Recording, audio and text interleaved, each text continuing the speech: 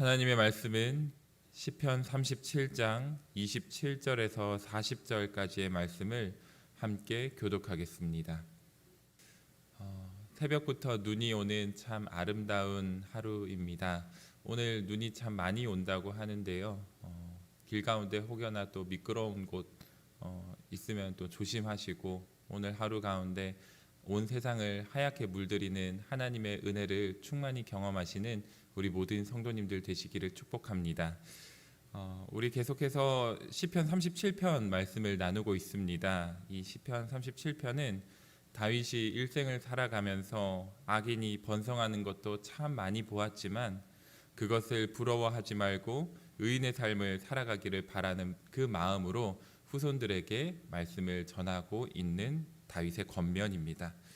오늘 이 시간에는 본문 속에 담겨 있는 또 다윗이 후손들에게 전하고자 하였던 그 의인으로 살아가는 삶에 관하여서 크게 두 가지의 지혜를 함께 살펴보고자 합니다. 첫 번째로 다윗은 항상 하나님의 말씀을 그 생활의 중심에 두고 살아갔던 사람이었습니다. 우리 오늘 함께 읽었던 말씀이지요. 30절과 31절 말씀을 다시 한번 읽어보도록 하겠습니다. 30절과 31절 말씀입니다. 의인의 입은 지혜로우며 그의 혀는 정의를 말하며 그의 마음에는 하나님의 법이 있으니 그의 걸음은 실족함이 없으리로다. 아멘. 무엇을 보고 무엇을 생각하는지에 따라서 그 사람의 삶의 방향이 결정된다라고 말들을 하지요. 그런 것처럼 다윗의 삶을 되돌아보면은 하나님의 그 말씀에 따라 살아가고자 힘쓰는 삶이었습니다. 그렇다고 해서 다윗이 그런 삶을 살아낼 수 있었던 대단한 힘과 능력이 있었던 것은 아니었습니다. 어린 시절에 다윗이 물론 그 양들을 이제 위협하는 동물을 잡아내고 또 커다란 골리앗을 물리치는 그 장면을 보면은 다윗이 무언가 대단한 소년처럼 보이기도 하지만 사실 다윗은 어느 동네에서나 볼 수 있었던 흔한 평범한 소년이었고, 또 성장하여 어른이 되어서도 그 지혜가 뛰어나 보이고 대단한 왕으로서의 위엄도 나타내 보였지만 사실 다윗도 평범한 한 사람에 불과하였습니다. 하지만 어릴 때나 어른이 되어서나 악과 맞서 싸우고자 하였고 또 의로운 삶을 살아내고자 열심을 다할 수 있었던 그 이유가 무엇이었을까 생각해 보면 결국 하나님이 나와 함께 하시면서 하나님이 나를 인도하여 주신다는 그 마음의 중심이 다윗 가운데 바로 서 있었기 때문에 그러한 삶을 살아낼 수 있었던 것 아니겠습니까? 의인은 하나님의 말씀의 기준으로 따라 살아가는 사람입니다. 사실 하나님의 말씀을 그 중심에 두고 살아가는 것은 굉장히 고통스러운 일일 수도 있습니다. 왜냐하면 세상은 하나님의 말씀을 중요하게 또 그 중심에 두고 살아가는 사람들보다는 그렇지 못한 이들이 훨씬 더 많기 때문입니다. 우리가 성경에서 그 대표적인 예로 노아를 자주 들곤 하지요. 수십 년 또 100년이 넘는 그 시간 동안 노아는 세상의 많은 사람들의 핍박과 손가락질을 당하면서도 계속해서 하나님께서 주신 그 말씀을 이루고자 방주를 짓기에 힘을 쓰지요. 하지만 그 방주를 짓는 내내 노아의 삶은 참 편치 않았을 겁니다. 세상의 기준에서는 미련해 보이는 삶이고 또 바보 같아 보이는 삶일 수 있기 때문이지요. 그 가운데는 또 노아가 방주를 짓느라 시간을 허비하는 동안 세상의 기준에서는 성공한 사람들이 계속 일어났을 것이고 또 많은 이들의 부러움을 받는 노아보다 훨씬 더 위대한 사람이라고 촉망받는 사람들이 계속 일어나지 않았겠습니까? 그러한 상황 가운데서도 흔들림 없이 계속해서 자신에게 맡겨주신 그 사명을 감당할 수 있었던 것, 그것은 결국 노아가 하나님의 말씀을 그 자신에게 주셨던 그 하나님의 말씀을 날마다 묵상하고 기억하면서 그 삶을 내 삶의 중심에 두고 그 말씀이 내 삶 가운데 나타내기 위하여서 날마다 힘썼기 때문에 하나님께서는 노아를 의인으로 삼아주시고 또 그 삶을 어느 인생보다도 복된 인생으로 세워주셨던 것 아니겠습니까? 그 말씀처럼 하나님께서는 하나님의 말씀을 날마다 묵상하고 기억하고 무엇보다 그 말씀을 내 삶의 중심으로 두고 살아가기로 힘쓰는 사람들을 의인으로 세워주십니다. 이 시대에도 마찬가지이지요. 그렇게 의인으로 세워진 사람들은 세상 그 무엇도 감히 어쩔 수 없는 하나님께서 이끄시는, 하나님께서 함께하여 주시는 복된 걸음을 걷게 되는 줄 믿습니다. 우리 성도님들과 우리 보강중앙교회 모두 세상의 마음을 두면서 세상의 성공과 잘됨을 쫓아가기보다는 오늘 이 다윗의 권면처럼 하나님께 마음을 두면서 날마다 실족하지 않는 의인의 삶을 누리실 수 있기를 간절히 축복합니다. 두 번째로 우리 함께 살펴볼 그 말씀의 지혜는 다윗은 하나님만을 의지하면서 살아가는 사람이었다는 겁니다. 우리 함께 오늘 본문의 마지막 말씀이지요. 39절과 40절 말씀을 함께 읽어보겠습니다. 39절과 40절 말씀입니다. 의인들의 구원은 여호와로부터 오나니 그는 환난 때에 그들의 요새이시로다. 여호와께서 그들을 도와 건지시되 악인들에게서 건져 구원하심은 그를 의지한 까닭이로다. 아멘. 오늘 말씀을 보면은 의인이라고 해서 환난이 다가오지 않는 것은 아니라는 것을 우리가 보게 됩니다. 하지만 환난을 만났을 때 그 반응하는 모습을 통하여서 그가 의인인지 아니면 악인인지 볼 수 있다고 하는데요. 오늘 다윗은 의인이 환난을 만났을 때에 바로 하나님을 의지해야 한다라고 말합니다. 하나님을 의지한다는 것이 무엇을 의미하겠습니까? 자신이 어떠한 존재인지 철저히 깨닫고 하나님을 온전히 인정하는 삶, 그것이 바로 하나님을 간구하면서 하나님의 도움을 구하는 의인의 삶이라고 오늘 성경은 우리에게 말씀합니다. 사실 우리가 대단한 노력을 한다고 해서 의인이 될 수 있는 것은 아니지요. 우리가 아무리 의인으로 살아가려고 애쓰고 몸부림치더라도 우리의 발걸음은 어느새 세상 사람들과 똑같은 그 악의 길을 걷고 있는 나의 모습을 보게 될 때가 참 많이 있습니다.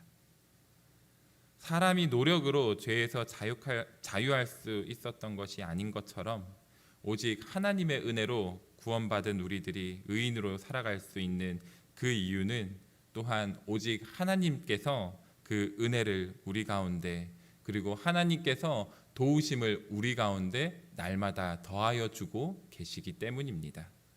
이것이 우리 삶에서 날마다 인정되어지고 그 날마다 인정하면서 살아가는 사람은 자신의 삶에서 어찌할 수 없다는 것을 너무나 확실히 깨닫게 됩니다.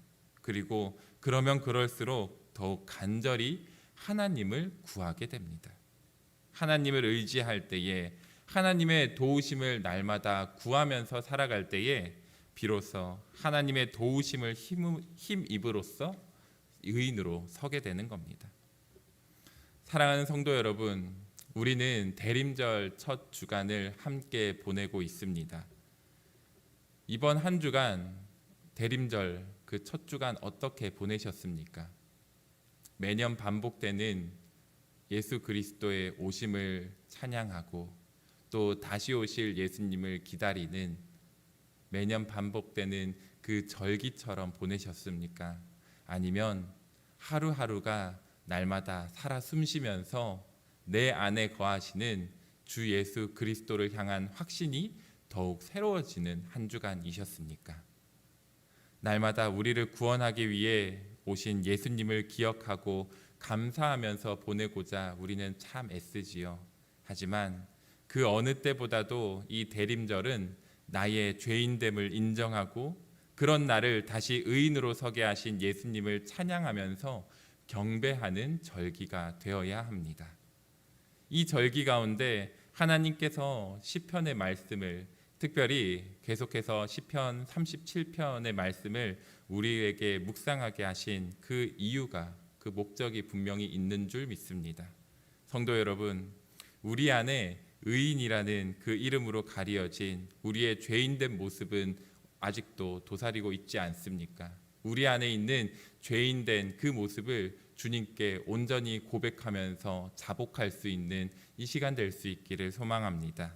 하나님의 말씀을 우리 중심에 두면서 하나님의 도우심을 간절히 구하고 살아가는 삶이 되어야 하지만, 그러면 그럴수록 나의 생각과 나의 계획을 중심에 두면서 더 커 보이는 세상의 도움을 바라며 살아갔던 우리의 죄인된 모습을 또한 이 시간 주님께 모두 다 고백하면서 주님의 용서하심과 주님의 다시 세워주시는 그 은혜를 이 시간 충만히 누리시는 우리 모든 성도님들 되시길 바랍니다. 나의 연약함을 인정하고 나의 죄인됨을 회개할 수 있는 사람만이 악한 세상 가운데서 의인으로 살아갈 수 있는 그 은혜를 힘입을 수 있습니다.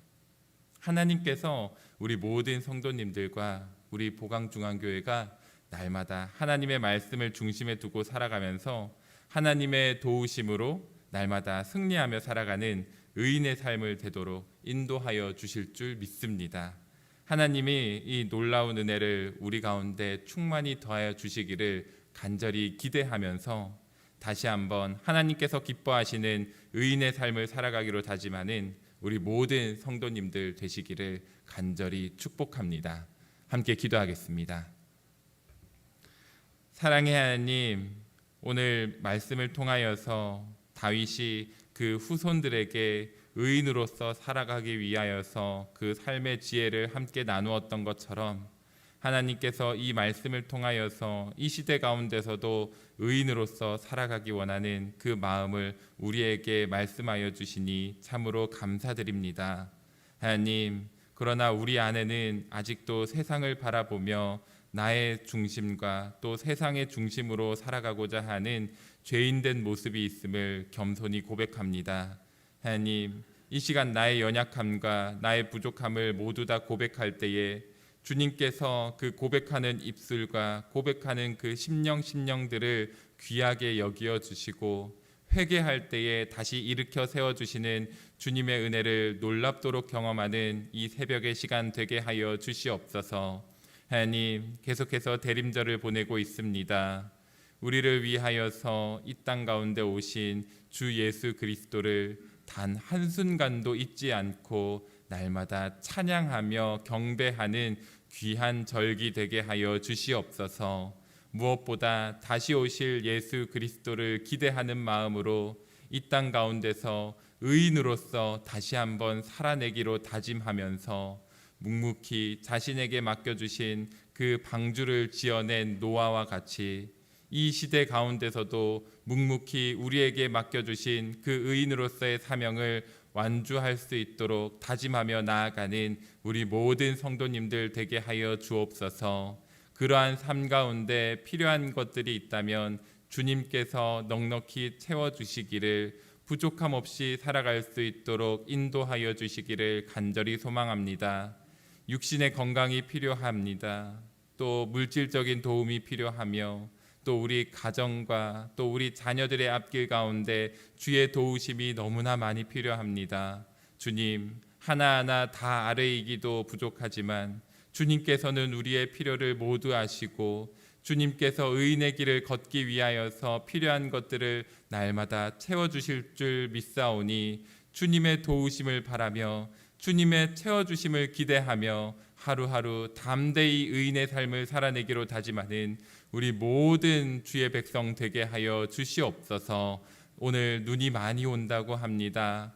혹여나 날씨 때문에 육신이 또 상하는 일 없도록 주님께서 두 다리를 붙잡아 주옵시고 그 삶 가운데 온 세상이 하얗게 뒤덮이는 것처럼 주님의 충만한 은혜로 뒤덮이는 이 복된 날 되게 하여 주시옵소서. 감사드리며 예수님의 이름으로 간절히 기도드립니다. 아멘.